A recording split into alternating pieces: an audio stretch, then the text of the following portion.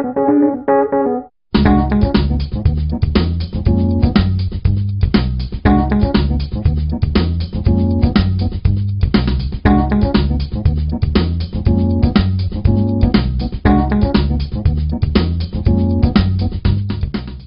to episode 84 of Meet the GIMP. My name is Rolf Steinert and I'm recording this in Bremen, northern Germany. Today you are in for a mix of topics. We start with the instant headache tutorial. It's about stereoscopic images. Stereoscopic images are difficult to make and difficult to work with. You need a special camera or a contraption on your tripod to move the camera exactly the distance between the eyes and don't change the optical axis. And then you need special glasses and screens and projectors and such stuff. It's an old thing, and I have seen a wonderful exhibition here in Bremen about stereoscopic images, and one of the big selling points were scantily clad young ladies some 110, 20, 30 years ago. These images here can be seen, as you see just now, without any tools, and they are just made with two handheld shots, or in this case from a tripod. And how to do this is a tutorial written by Bert, and he has a link, or there is a link to this tutorial here, and it's in our forum. And there we have already some other images. Let's go down here and show this one. You see here, this room moves around a lot.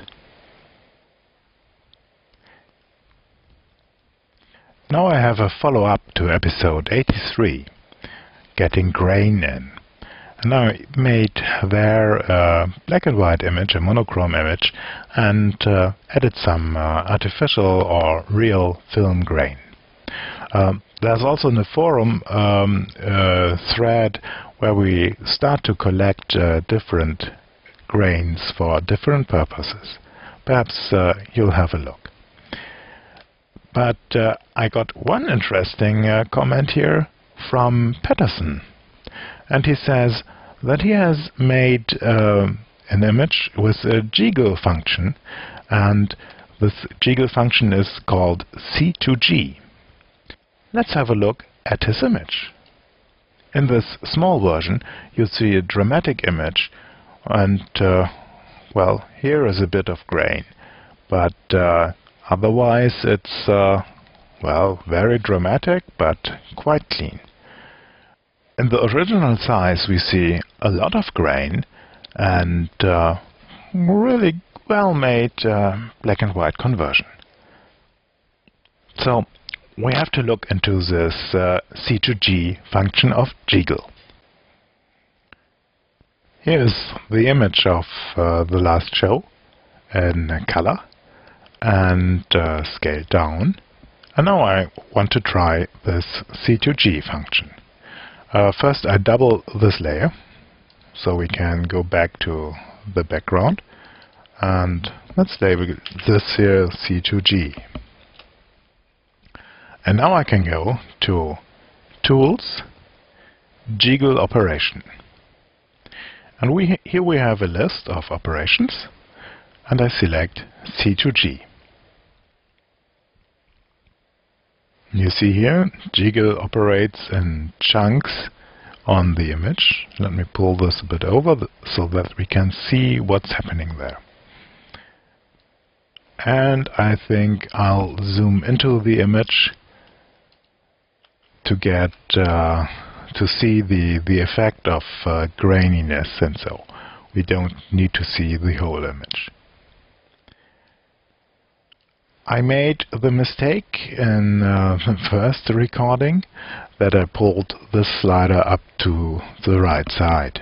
It resulted in a value of 5000 here, and in a heavily swapping machine which was not very responding, and somehow the lack of access to the processor brought the recording down. I didn't have to reboot. I could kill the GIMP process, but the recording was garbage. So let's not pull this up too much, but let's pull this down.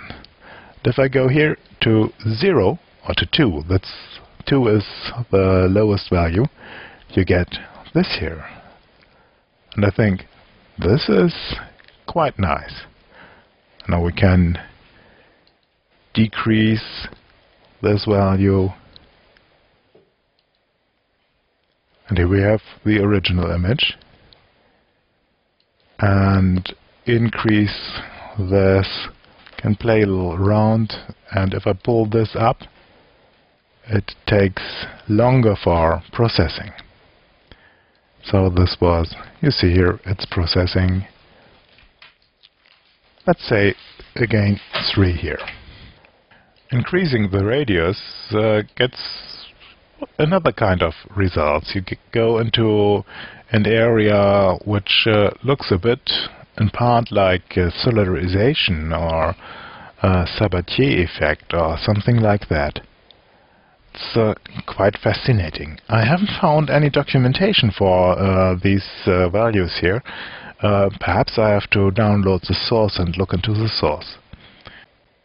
Do you remember Joseph? He has made, for example, this sketching episode here with his 3 adorable daughters, and he has done the panorama introduction. And Joseph is here again with HDR photography. Hello, my name is Joseph, and I'm recording this in the southeastern part of the United States. Today I'm looking at some photos that I took at different exposure levels, and as I progress through these images you can tell that there's a problem that I have. Is when I can see this beautiful sunset, then I don't get anything in the foreground, and on the other extreme of that is once you can see the foreground, you can no longer see the sunset. So to overcome those problems, we've got some unique solutions. One of those is to create a high dynamic range image. And basically a high dynamic range image is an image that allows a greater range of the luminances between light and dark areas, and you can see that in these photos here. It's a little more than your camera sensor can view. One way of doing this is to use the bracketing exposure on your digital camera, and then a lot of these photos that you see are tone mapped. So your computer screen cannot show the full dynamic range, and you definitely can't print it. So tone mapping is a way of mapping the HDR image down to a low dynamic range image, an LDR image. And so I'm going to go over that today. And the tool that I'm using is called QT-PFS GUI. You can get QT-PFS GUI off of this .sourceforge.net website. We can go to the download section, and there are binary files available for Linux, Mac OS X, and Windows.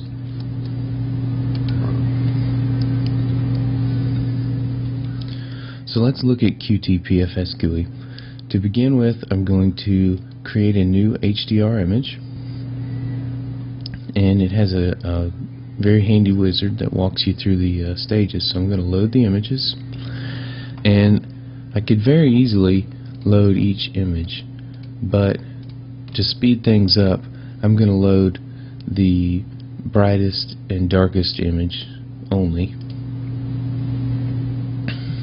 And when you're using your newer cameras, you're going to have QTPFS GUI pick up the exposure value automatically for you.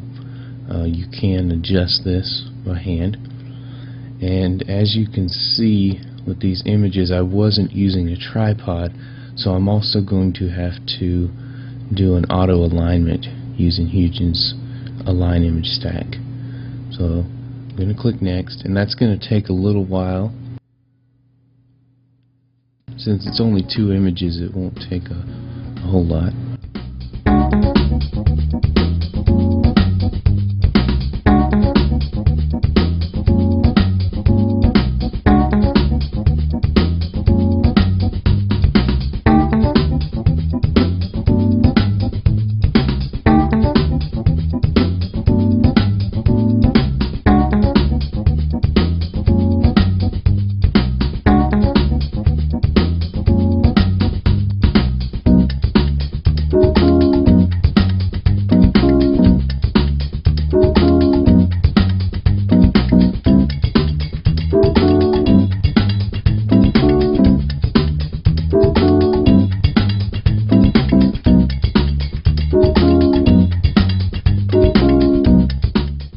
And when that completes, you get an editing tools window, and I'm going to have to try to resize this window so that it can fit within the viewable area. I apologize, it creates a rather large window. If you click on Fit to Window, this gives you an opportunity to look at your HDR image and do some forms of editing. You can tell it's in difference mode here, so you can see that the 2 images have been aligned pretty well, and you have the option of doing some anti-ghosting or shifting the images around. But everything looks good here, so I'm going to go down to the far right of this window and click Next. And now we go to the next part of our wizard, and here's where we can change these profiles, or we could change these settings individually. But I'm going to follow the advice of this, and I'm going to use the first profile. Click Finish.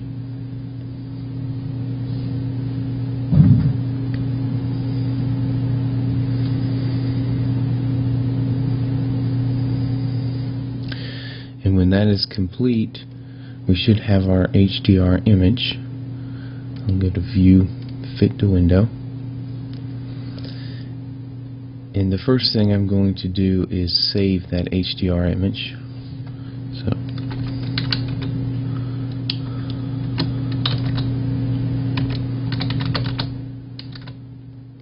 and there's several formats you can save in, and I've been using OpenEXR. Save. And this is a viewing screen, so you can easily take and move this around and view your image at different exposure values.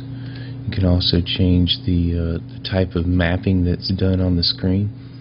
And this isn't changing the HDR image, it is only changing how you're viewing it. So you can easily play with this. There's also a way of changing the histogram view here.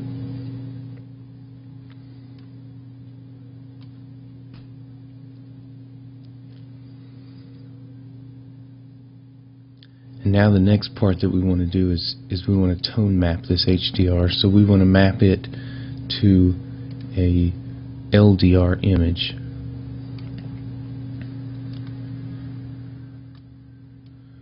And once again we get a very large dialogue, and I apologize, I'm going to have to resize this over and over again. The first step is to choose the size, and I'm going to choose a smaller size for this episode. And now we've got a lot of options that we can change around. But to begin with, I'm going to just set some of these and click Apply. And down here we'll get a little bit of feedback letting us know how far along this process is taking.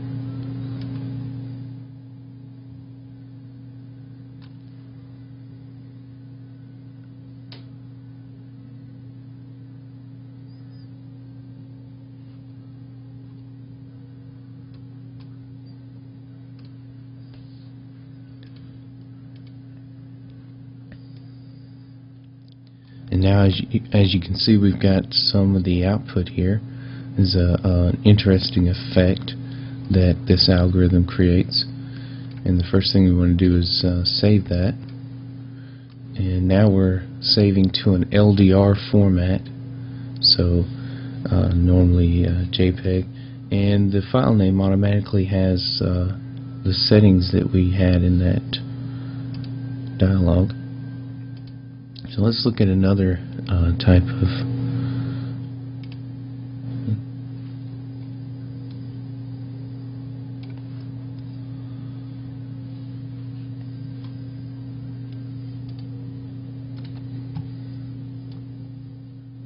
So here's another interesting effect that you see a lot on the Flickr websites. And we can also get some fairly realistic looking photos. I'm going to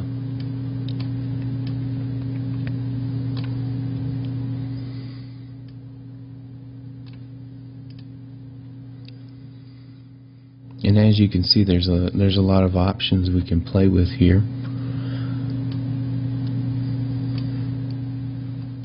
And this is getting pretty close to what I was wanting.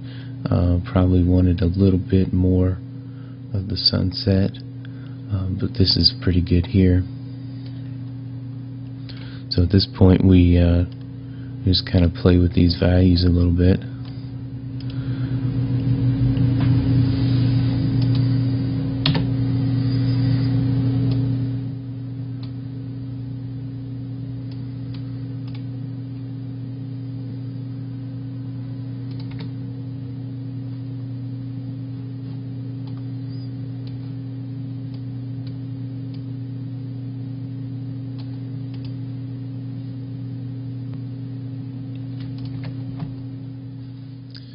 And basically that's it. That's how you tone map an image that was created as an HDR from several exposure images.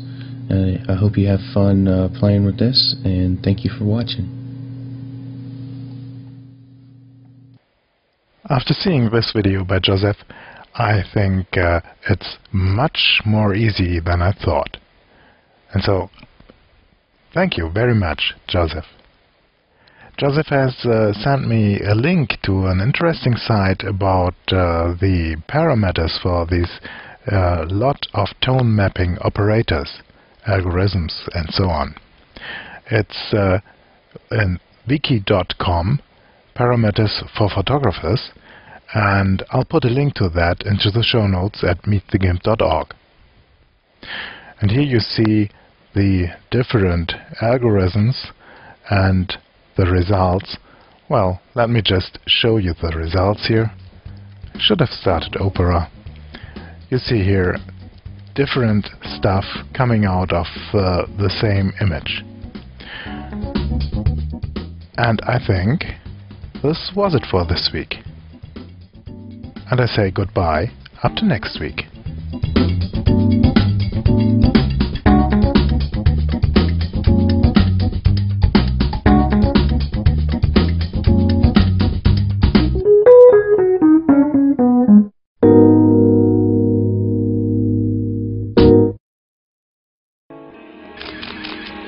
photocastnetwork.com, your photography resource in the potosphere.